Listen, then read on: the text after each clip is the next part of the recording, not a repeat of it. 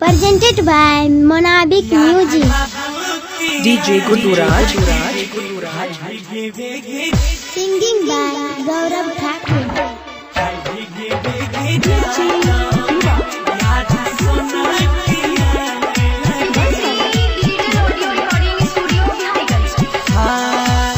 बोले जो कोयल बागों में, बोले जो कोयल बागों में, याद बाबू की आने लगी।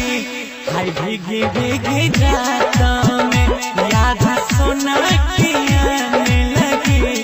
हर भीगी भीगी रातों में मीठी मीठी इन बरसातों में, उसके प्यारे प्यारे बातों में याद जानू की आने लगी।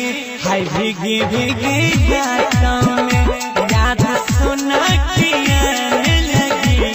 हाय भीगी भीगी रातों में,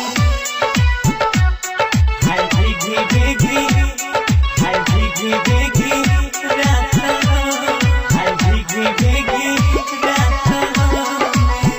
Singing by Gaurav Thakur. याद सोना की आने लगी। हाय भीगी भीगी रातों में।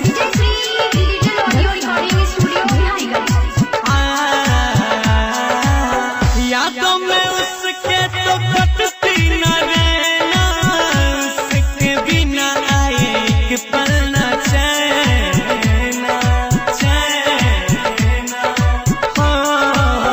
यादों में उसके तो कटती न रहना, बाबू के बिना आए मुझको न चैना। बाबा की इन मुलाकातों में, उसके इन जैसे बातों में याद बाबू की आने लगी।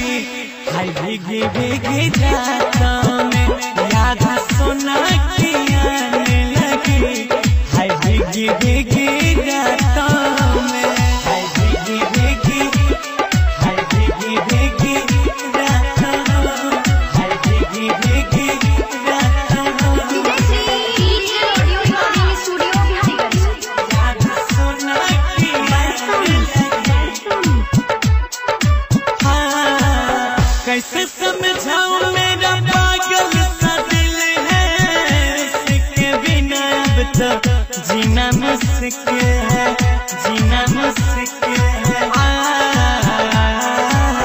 कैसे समझाऊं मेरा पागल सा दिल है, उसके बिना अब तो जीना मुश्किल है।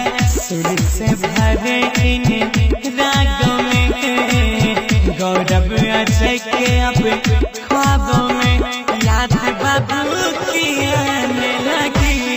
हाय भीगी भीगी रातों